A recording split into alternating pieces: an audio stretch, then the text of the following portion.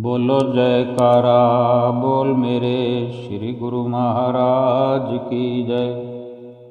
सभी गुरुमुख प्रेमियों से सप्रेम जय सच्चिदानंद।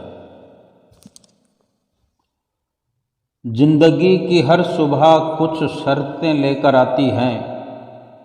जिंदगी की हर सुबह कुछ शर्तें लेकर आती है और ज़िंदगी की हर शाम कुछ तजुर्बे देकर जाती है।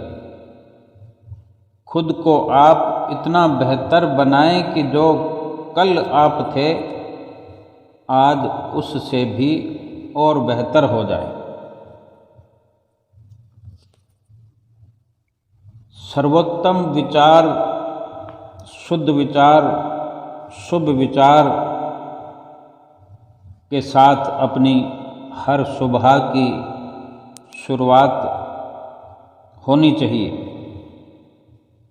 हर किसी के जीवन का हर लम्हा, हर पल कुछ बेहतर होता चला जाए।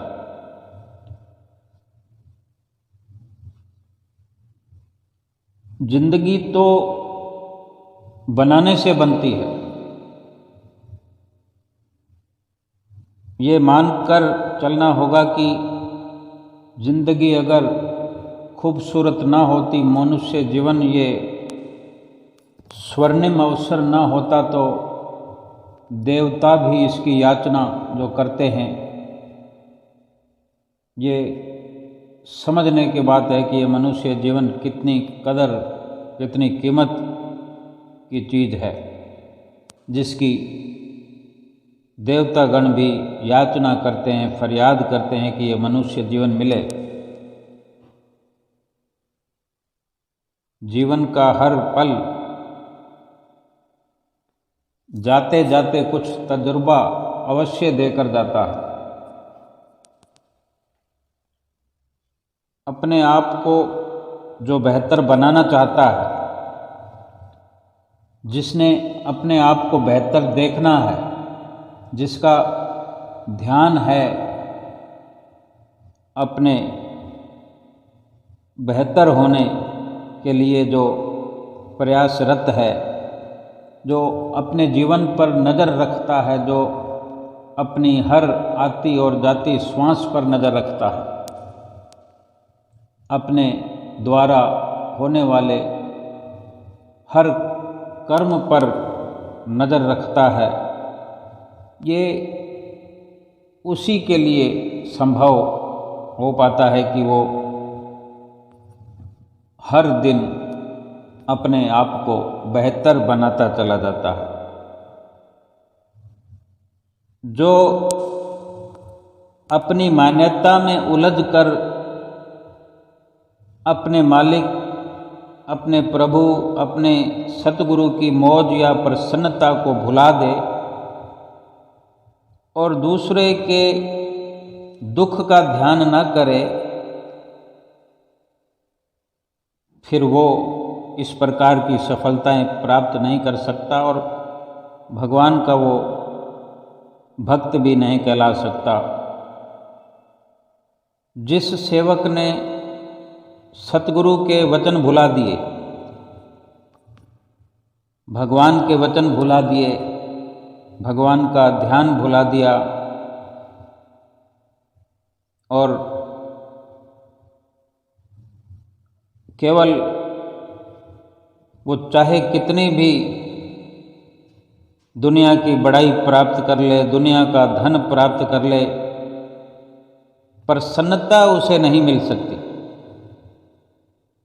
सुकून नहीं मिल सकता, क्योंकि जो वास्तविक पूंजी है उसे तो गंवा रहा है, गंवा दिया है। क्योंकि जीवन में ये जो अनमोल जीवन है, इतनी कदर कीमत की वस्तु है, इस जीवन में वास्तविक पूंजी तो मालिक के, भगवान के, सतगुरु के वचन हैं, जो हमारे जीवन को बेहतर बना सकते हैं अगर उन वचनों पर अमल करें। जो भी इंसान अमल करता है उसकी वास्तविक पूंजी ये जो वचनों पर अमल करने से प्राप्त होती है वो फिर बढ़ती जाती है। और जिसने सतगुरु के वचनों को माना ही नहीं कभी और याद भी नहीं रखा, जब कभी ऐसा अवसर प्राप्त होता है तो अवश्य सुनता है, लेकिन हमेशा की तरह भुला देता है। तो ये वास्तविक पूंजी है, ये सच्ची दौलत है। जिसने इसको गंवा दिया, फिर संसार की झूठी मान बढ़ाई, ये किसी काम नहीं आती। जिस पर सतगुरु की कृपा होती है उसे समय समय पर कभी प्रेम से और कभी ताड़ना के रूप में समझाते रहते हैं। जिस पर सतगुरु कृपा करते हैं उसको किसी न किसी प्रकार से भ्रम से निकालना चाहते हैं, माया के भ्रम से निकालना चाहते हैं, जो कि ये दुनिया की मान बढ़ाई, इसमें जीव लगा रहता है। इस मान बढ़ाई से निकालने के लिए कभी छोटे छोटे दुखों से भी गुजारते हैं अपने सेवकों को, कभी प्रेम से, कभी इस प्रकार की ताड़ना से उस स्वर्णिम अवसर तक पहुंचाते हैं। समझाते हैं कि ये भ्रम है माया का, जो तुमने भगवान के वचनों को भुला दिया है और संसार की मान बढ़ाई में लगे पड़े हो। ये मायावी भ्रम है, संशय है, इससे सतर्क हो जाओ।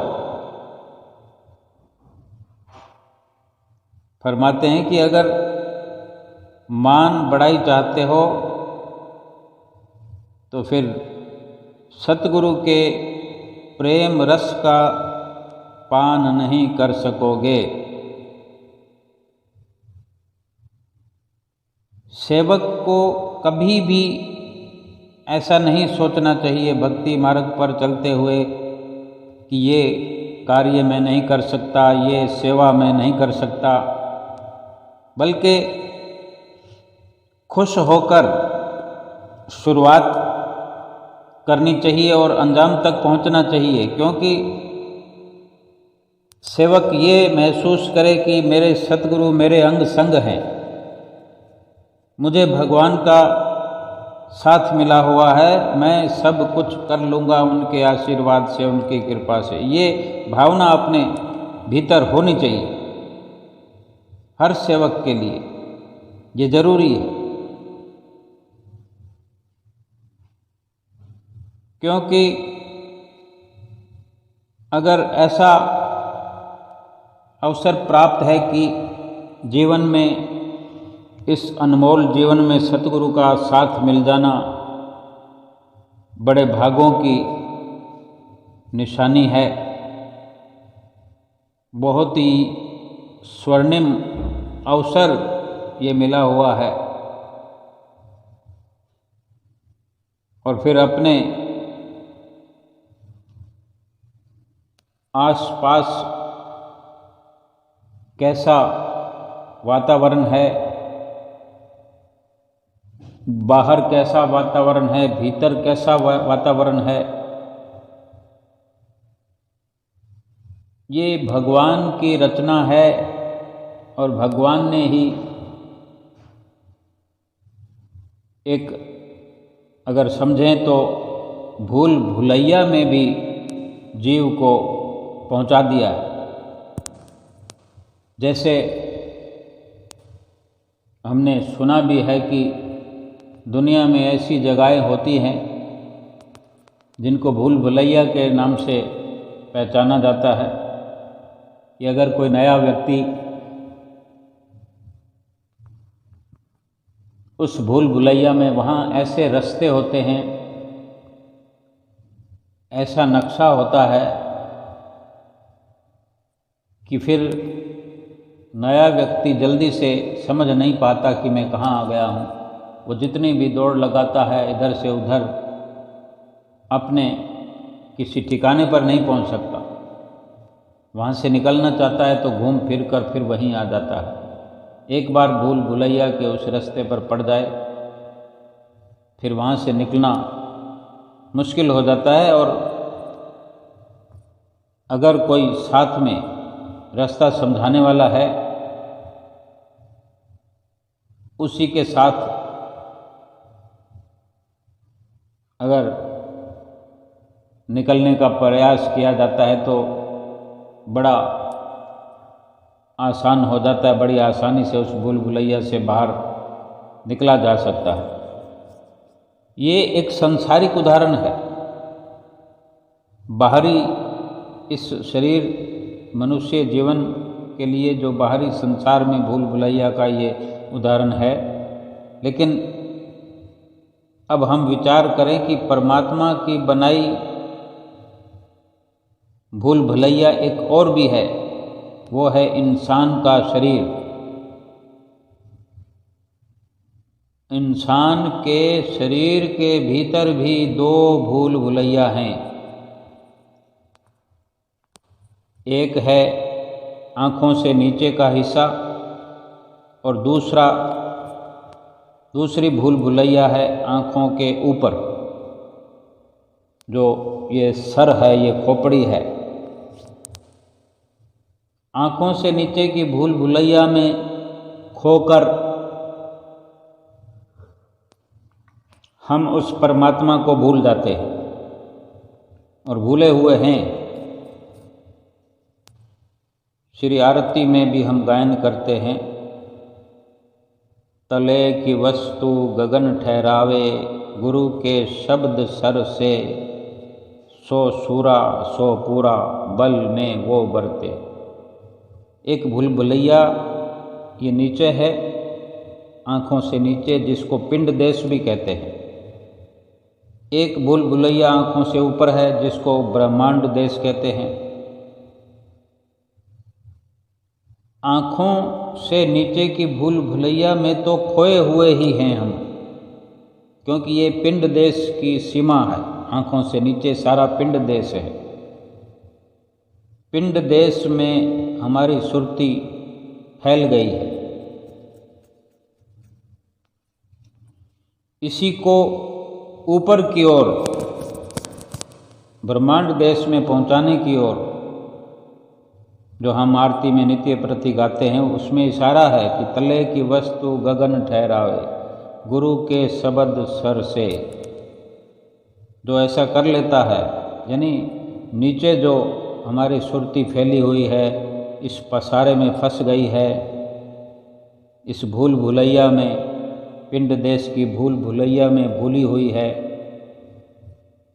इस सुरती को समेट करके ऊपर की ओर, जो ये सुमरन के माध्यम से हो सकता है, सुरत शब्द के योग से माध्यम से होता है, सुरती को ऊपर चढ़ाया जाता है। गगन के न्याय, जिसको ब्रह्मांड देश को इशारे में कहा गया है कि ब्रह्मांड में सुरती को पहुंचाना। इस भूल भुलैया के 9 दरवाजे हैं। शरीर के भीतर जो भूल भुलैया है नीचे की ओर, इसमें 9 दरवाजे हैं। आँखों से नीचे की जो भूल भुलैया है, जिस भूल भुलैया में फंस जाने के कारण भगवान को हम भूल जाते हैं, भगवान का नाम भूल जाते हैं, इसके 9 दरवाजे हैं। कभी किसी दरवाजे से बाहर निकल जाते हैं, यानी बाहर ही बाहर भटकते रहते नीचे के नीचे ही हैं, मायावी देश में।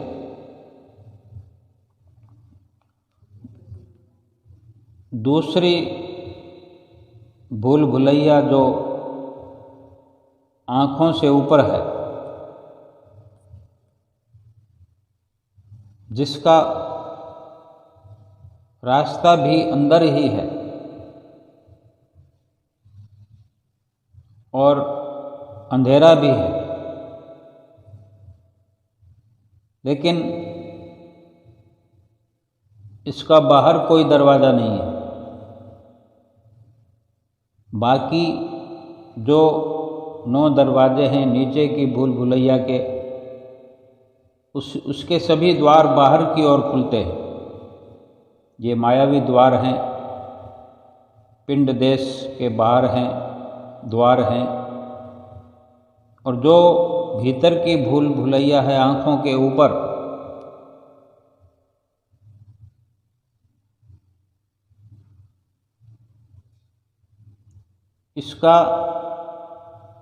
इसके रास्ते का पता नहीं है और भीतर अंधेरा है। जो मायावी देश है, पिंड देश है, जिसमें 9 दरवाजे हैं, इसको ढूंढने की, कुछ करने की इंसान ज़रूरत महसूस नहीं करता। इससे निकलने की कोशिश नहीं करता, क्योंकि उसी भूल भुलैया में, माया में रच पच कर रह गया है। उसी को अपना असली ठिकाना समझ लिया है, वहीं पर रहना स्वीकार कर लिया है। अगर सही प्रकार से देखा जाए तो जो ऊपर की ब्रह्मांड देश की आँखों के ऊपर जो भूल भुलैया है, उसमें अगर पहुंचा जाए, उसमें पहुंचने का प्रयास किया जाए, तो वहाँ पहुंचने के लिए, वहाँ प्रवेश करने के लिए अगर साथी मिल जाए, गाइड करने वाला मार्गदर्शक मिल जाए, और वहाँ के मार्गदर्शक संत सतगुरु हैं, तो उनके मिल जाने से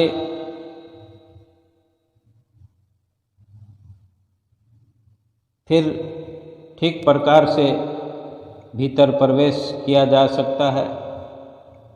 अगर सतगुरु की जिसे रहनुमाई मिल जाती है या मिल गई है, क्योंकि उनके मार्गदर्शन के बिना भीतर प्रवेश नहीं किया जा सकता, क्योंकि उस 10वें द्वार से प्रवेश किया जाता है। वो अंतिम 10वां द्वार है इस शरीर का, जिस द्वार से वो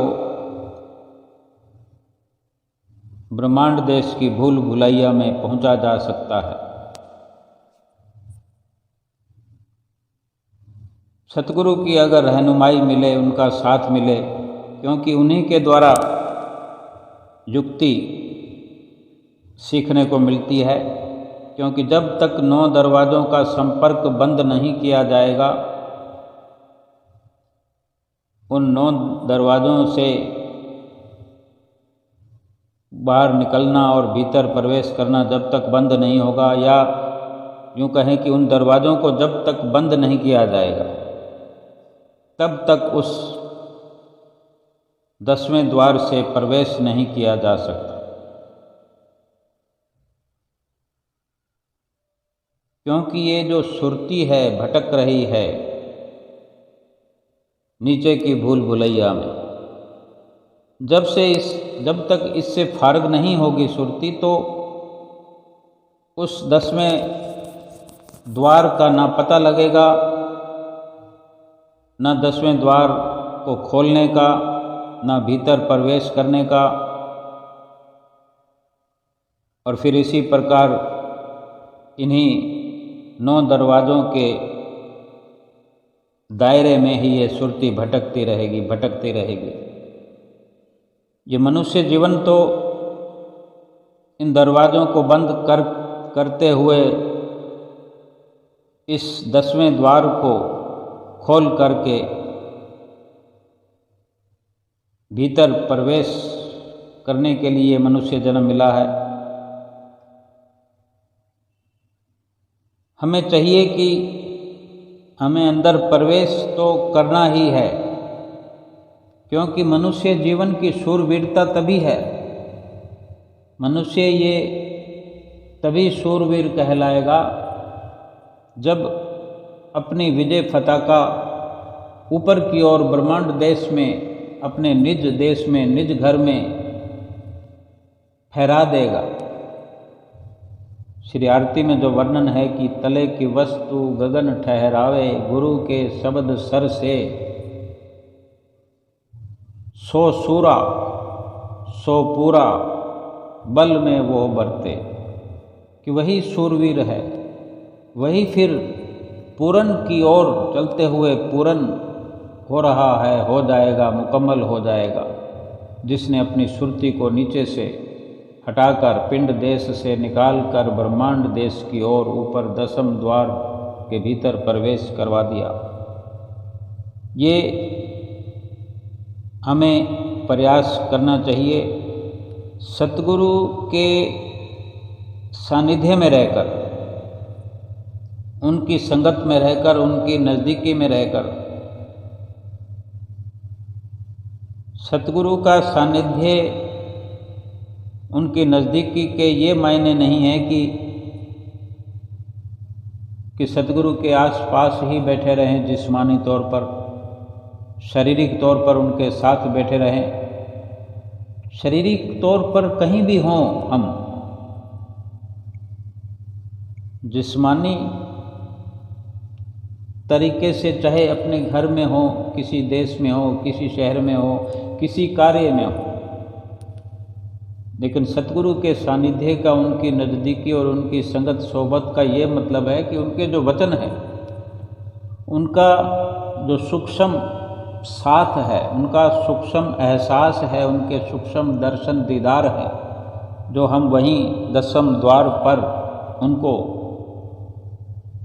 भीतर अपने साथ करें, उनको देखने का प्रयास करें, उनके साथ संगत बनाने का यही जो सीधे सीधे तरीका है, युक्ति है कि उन्हीं के द्वारा बताया गया ये फॉर्मूला है, युक्ति है कि अपने इष्ट देव सतगुरु का ध्यान अपने मस्तक पर धारण करें। आँखों को बंद करते हुए, ये भी दरवाजे हैं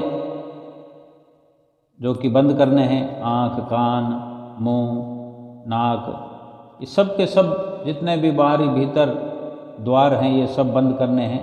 और 10वें द्वार में अपने सतगुरु की मौजूदगी का एहसास हमें करते हुए, उनके दर्शन करते हुए, उनका ख्याल करते हुए, उनका ध्यान करते हुए ये हमने शुरुआत करनी है। और इतना आसान भी नहीं है, वरना ये शब्द न लिखे होते कि सो सूरा सो पूरा, यानी सही वही सूरवीर है, वही परिपूर्ण है जो इस प्रकार का कार्य करता है। यानी शूरवीरता दिखानी पड़ेगी, क्योंकि वो द्वार जो है वो बंद है और बाकी के द्वार सब के सब खुले हैं। जो द्वार खुले हैं उनको बंद करना है और जो बंद है उसको खोलना है। अब तक जीव का 9 दरवाज़ों से ही आना जाना लगा हुआ है, जो बड़ा आसानी से हो जाता है। अब ये तो अगर एक किसी सांसारिक उदाहरण से भी अगर समझने का प्रयास करें कि नीचे ग्राउंड फ्लोर पर जो भी अवसर प्राप्त होते हैं रहने के, कितनी आसानी से सब हो जाता है। एक कमरे से निकलकर दूसरे में, दूसरे से निकलकर तीसरे में। श्री आनंदपुर में भी हम जाते हैं। अपने घर का तो एग्जाम्पल तो दे सकते हैं, लेकिन श्री दरबार में बहुत खुला है, वहाँ पर चाहे जितनी मर्जी गिनती करें कमरों की, हॉल हैं कितने, और जितनी भी जगहें हैं, अच्छा एक समझने के लिए कि वहाँ जितना भी नीचे हम देखें कि नीचे हमारा कमरा है, नीचे दर्शन हॉल है, नीचे मंदिर हॉल है, नीचे शांति भवन है, और नीचे रहने का कमरा है, हजामत घर है, दर्जी खाना है। और जब श्री प्रयाग धाम में प्रवेश करते हैं, वहाँ पर पर्ची बनती है, वो भी नीचे है। बस स्टैंड पर हमारी चाहे बस है, बस में हम आए हैं उर्ली आश्रम से, या अपनी गाड़ी में आए हैं, ऑटो में आए हैं, कार में आए हैं, तो बस स्टैंड पर भी वो भी नीचे ही है, ग्राउंड फ्लोर पर है, ज़मीन पर है। कहीं कोई परेशानी नहीं होती। वहाँ से सामान लेकर वहाँ चले जाते हैं, वहाँ से लेकर वहाँ चले जाते हैं। फिर अगर तीसरी मंजिल पे कमरा हो और लिफ्ट ना लगी हो,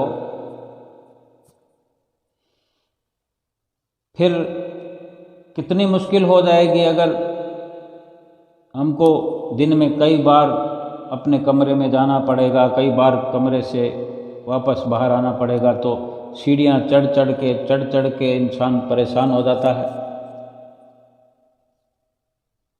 यही कि अब तक नीचे जो आदत पड़ी हुई है वो बड़ा आसान लगता है, लेकिन असली ठिकाना अगर ऊपर है तो असली ठिकाने में तो जाना ही पड़ेगा। अपना कमरा अगर ऊपर है, तीसरी मंजिल में है, तो वहाँ तो जाना ही पड़ेगा। अब चाहे कितना भी मुश्किल से जाएं, लेकिन अपने ठिकाने पे तो जाना ही पड़ेगा। इसीलिए कहा गया है कि वो शूरवीर है जो ऊपर की चढ़ाइयाँ चढ़ता है।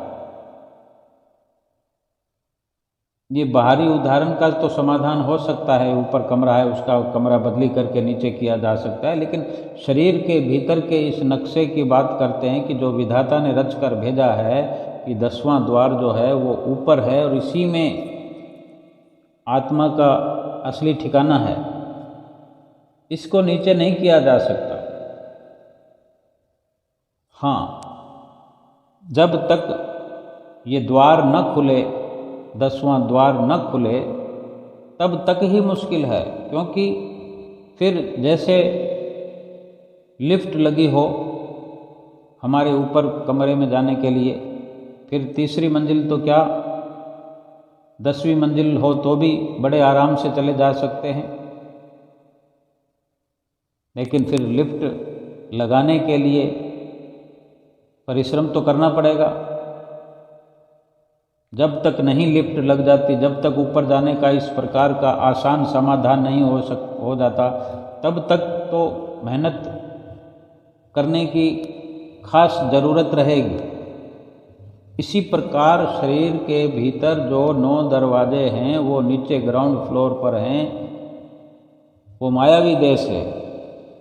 और ये 10वां द्वार जो अब तक खुला नहीं है उसको खोलना है, और उसको खोलने का तरीका जो है सतगुरु बताते हैं। ये कोई लकड़ी का दरवाज़ा नहीं है, कोई लोहे का दरवाज़ा नहीं है कि लोहे के दरवाजे को भी खोला जा सकता है, चाबी से खोला जा सकता है, कटर से काटा जा सकता है, और छेनी हथौड़ी से भी तोड़ ताड़ करके प्रवेश किया जा सकता है। लेकिन ये जो भीतर का 10वां द्वार है, इसको खोलने का पता नहीं है कि कैसे खुलेगा ये। इसमें छेनी हथौड़ी की ज़रूरत नहीं है, कटर से काटने की ज़रूरत नहीं है, ताले चाबी की ज़रूरत नहीं है, लेकिन कुछ न कुछ कार्रवाई तो ऐसी ही है।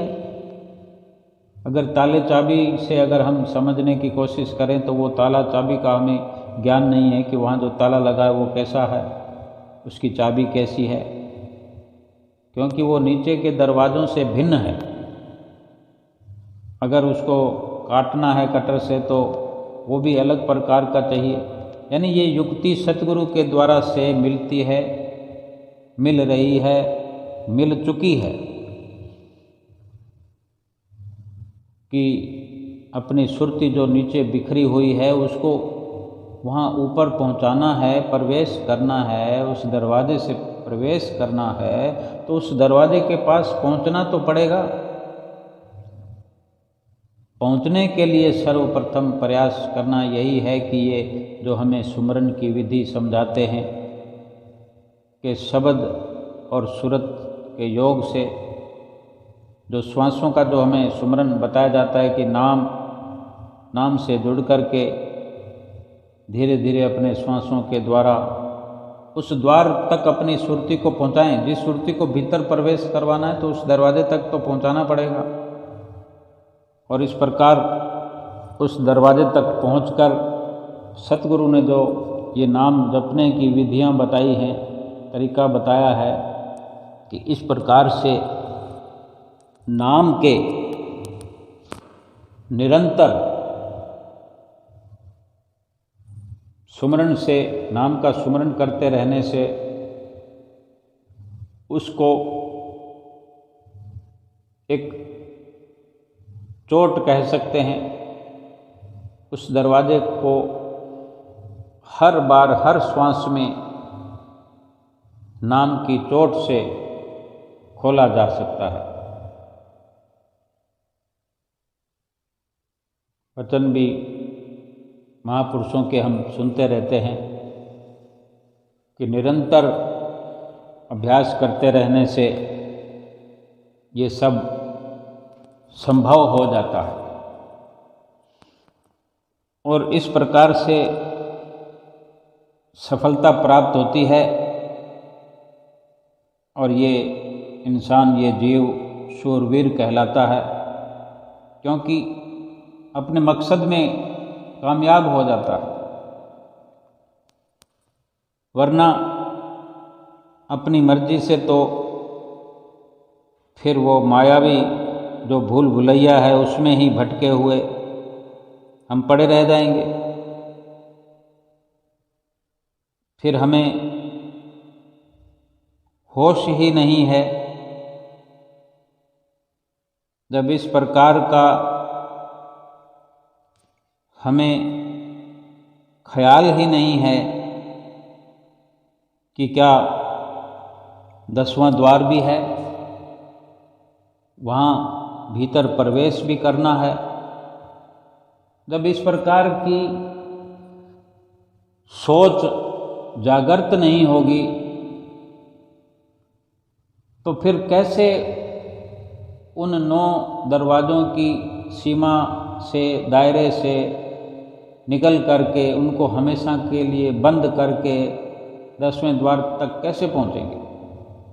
और ये समझ तो तभी मिलेगी जब वक़्त के संत सतगुरु की शरण हासिल होगी, जो बता सकते हैं कि किस प्रकार 9 दरवाज़ों को बंद किया जाएगा, उन 9 दरवाज़ों से मुक्ति मिलेगी, किस प्रकार फिर उनसे किनारा करते हुए वहाँ जो सुरती रमी हुई है, फैली हुई है, रची पची हुई है, लिप्त है, कोई भी किसी प्रकार का आदि हो या कोई वस्तु ऐसी है जो कहीं जंग लगा हुआ हो, जमीन में धंस गई हो, उसको निकालना, अगर कोई भारी भरकम वस्तु है तो उसको निकालना कितना मुश्किल का काम है। लेकिन जिसने ये प्रण कर लिया हो कि इसको निकालना ही है, ये बड़ी कीमत की चीज़ है, इसको यहाँ नहीं होना चाहिए, यहाँ पर पड़ी सड़ रही है ये वस्तु, जंग लग रहा है, अगर यहाँ से निकल करके अपने असली ठिकाने पर पहुँचे तो इस कितनी कदर होगी, कितनी इसकी कीमत होगी। इस प्रकार से ख्याल करते हुए अगर प्रयास शुरू कर दिया जाए किसी विचारवान के सौजन्य से, उसकी समझबूझ से, उसके मार्गदर्शन से, किन किन औजारों की ज़रूरत होती है, किन औजारों की ज़रूरत पड़ेगी, वो सब प्रयास करते हुए अगर उस वस्तु को वहाँ से निकाला जाएगा तो तभी ये शूरवीरता का कार्य कहलाएगा। मुश्किल कार्य करने के लिए ही एक अच्छी लाभदायक प्रगति होती है, तरक्की होती है, उन्नति होती है। आसान कार्यों से बड़ी उन्नति का पद नहीं मिलता। आसान कार्यों से इस प्रकार लिप्तता हो जाती है, आदी हो जाता है, उसमें फंस करके गलतान हो जाता है इंसान। फिर कुछ करने की भीतर में उमंग नहीं रहती, या यूं कहें कि आलस, गफलत, ये सब घेरे हुए फिर परेशान, अशांत और दुखी होकर के ये जीवन व्यतीत करता रहता है। इसलिए वक़्त के संत महापुरुष हमारी इस प्रकार की हालत को देखते हुए, दुविधा को देखते हुए अपनी दया और मेहर बरसाते हैं। अपनी अनुकंपा से, अपने मार्गदर्शन से हमारा मार्गदर्शन करते हैं। हमारा भविष्य उज्जवल बनाने के लिए, हमारा ये लोक और परलोक सुहेला करने के लिए हमें अपने वचनों से अवगत कराते हैं, उस पर चलने का, उन वचनों पर अमल करने का हर संभव तरीका समझाते हैं कि किस प्रकार इस जीवन में, मनुष्य जीवन में लक्ष्य को हासिल करना है,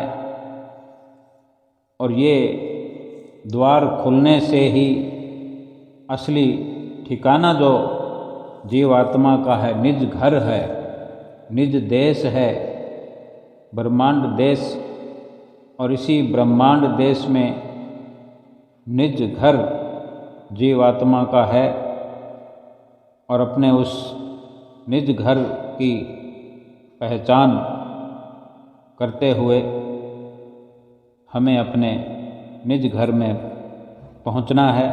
सतगुरु पहुंचा रहे हैं, हमें हर पल समझा रहे हैं, जतला रहे हैं कि जहाँ हमारी सुरती पिंड देश में फैली हुई है, ये हमारा असली ठिकाना नहीं है, ये मायावी देश है। और जो जीव अविनाशी है और अविनाशी परमात्मा से इसका असली संबंध है, असली उसी देश में हमारी सुरती को, जीव को पहुंचाना चाहते हैं और पहुंचा देते हैं। हमारा ये परम धर्म है कि हम इस प्रकार अपनी सुरती, जो कि माया में बिखरी हुई है, माया में पसरी हुई है, इसका सही मूल्यांकन करते हुए अपनी सुरती को इस मायावी देश से, माया की हदों से निकाल करके, पिंड देश से निकाल करके ब्रह्मांड देश की ओर सफ़र कराते हुए अपने निज घर की ओर पहुंचाने का सफल प्रयास करें। और हर वक्त अपने इस मंजिल पर पहुंचने का प्रयास करते रहें। हर पल इस ख्याल के साथ सफ़र करें कि मेरी सुरति का, मेरी जीवात्मा का जो सही ठिकाना है वो परमात्मा का निज देश, जो कि जिस पर सुमरन के माध्यम से, ध्यान के माध्यम से पहुंचा जा सकता है। और सतगुरु ही इस कार्य में सफलता दिलाने वाले हैं।